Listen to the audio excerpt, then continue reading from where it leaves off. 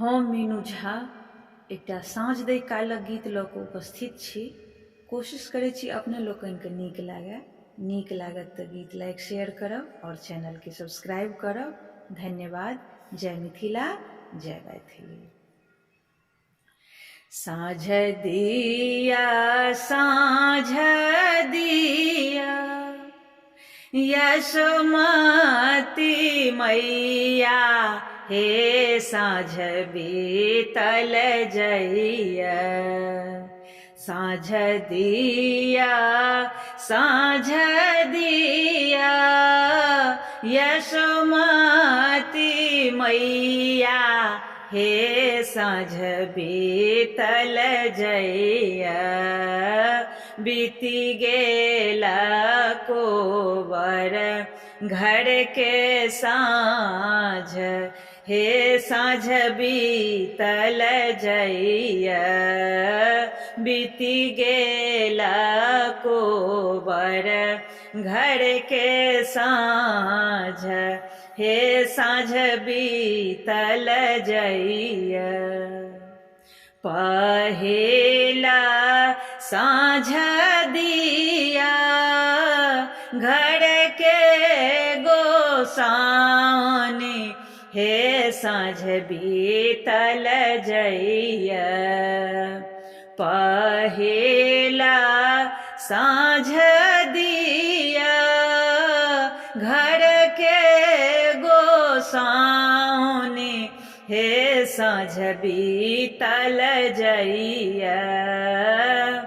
दोसरा साँझ संझा माई, हे साँझ बीतल जइया। दोसर साँझ देखाबू संझा माई, हे साँझ बीतल जइया। तेसरा साँझ दिया दुर्गा भवानी, हे साँझ बीतल जइया। साँझ दिया दुर्गा भवानी, हे साँझ बीतल जइया।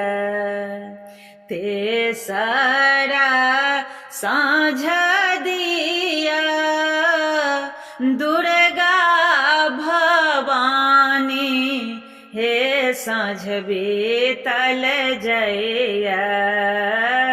चारिम साँझ काली माई के देखाऊ, हे साँझ बीतल जइया। चारिम साँझ काली माई के देखाऊ, हे साँझ बीतल जइया। घर सँ बाहर भेली यशोमती मैया, हे साँझ बीतल जइया। घर सँ बाहर भेली यशोमती मैया, हे साँझ बीतल जइया। घर घर लक्ष्मी लेथिन बास, हे साँझ बीतल जइया। जुग जुग रहू अहि बाती, हे साँझ बीतल जइया।